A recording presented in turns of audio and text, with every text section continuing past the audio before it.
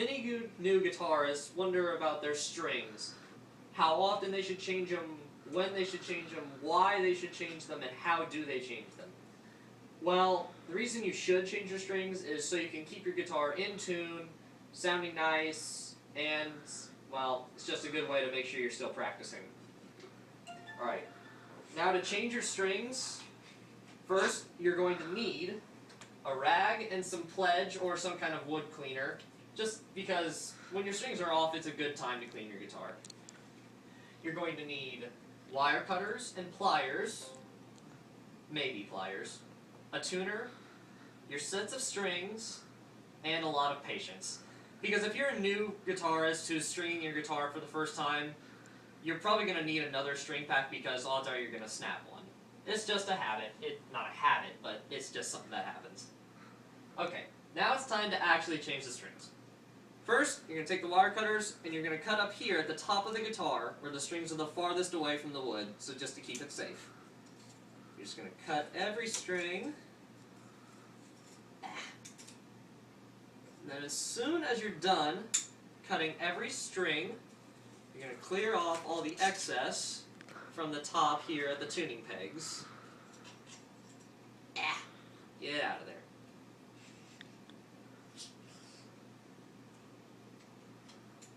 No! Come on! Strings! Okay. And as soon as you get every last bit out of there, this is the time where you can clean your guitar. You're going to push every string, by the way. You're going to push the strings out the back. If you have this type of guitar, most guitars are like this.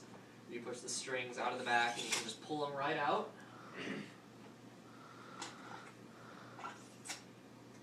And then you're going to take your pledge and your rag, and you're going to spray your rag, not the guitar, because that's damage to the guitar. Lightly spray your rag, and then you're probably just going to wipe it down. It's a good way to do this is just make sure that everything's clean. Just a good way to familiarize yourself with the guitar, because your oils on your skin can damage the wood of the guitar. That is very true, and it has happened before. Not for me, but to friends of mine. Alright, and as soon as you do that, now you can have all your strings. Due to time constraints, I've already had them laid out. You'll open them up. Now, a regular pack of strings, your standard beginner pack of strings, are what are known as 9/42s. That's the string sizes. Your largest string is going to be your 42. We're going to start with that. You're going to insert it into the back right here. You're going to push it through, come to the front, pull it up through here, and you're going to pull it all the way up to the first tuning peg, thread it through the hole, and pull it through, then turn the tuning peg until it's tight enough to where you can leave it alone for a little bit. Now, something I should mention, when you're tuning new guitar strings, they are notorious for not staying in tune for the first couple hours to maybe even longer, possibly a whole day. And if that really is a problem, just string your guitar, don't worry about tuning it, and just come back and tune it the next day or after a little while. By that point, they'll probably be adjusted to everything and you should be able to tune it with no problems.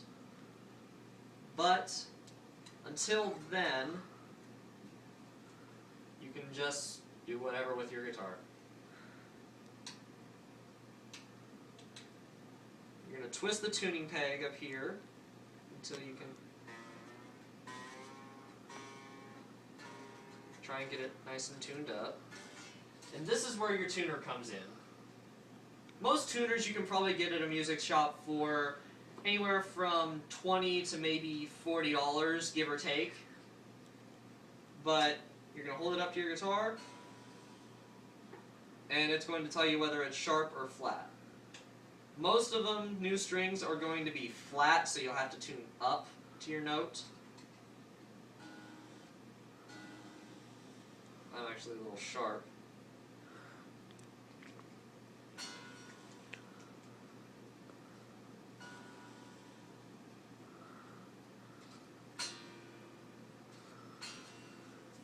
Come on. Tune, I say. Tune. Okay, there we go. You can look up online tunings, like on YouTube. You can look up guitar tunings, and it'll have them. But they're not as reliable as a straight-up tuner is.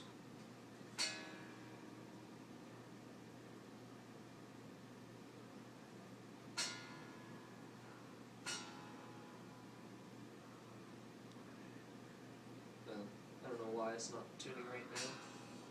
It's deciding to be difficult.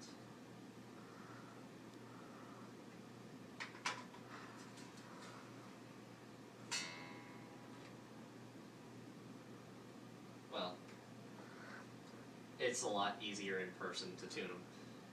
But that is basically all for stringing a guitar. And congratulations, when you're done, congratulations, you've strung your own guitar for the first time. Don't be surprised if you snap a string. Once again, it'll probably be on your highest string, the lowest number, which is probably a 9. That's your high E string. Odds are it'll snap simply because it's just your thinnest string and it's your first time stringing it. But once you're done, you can give yourself a pat on the back because you've finished stringing your guitar for the first time, and you don't have to pay that guy at Guitar Center or anywhere else $5 for doing it. And that's all. Thank you.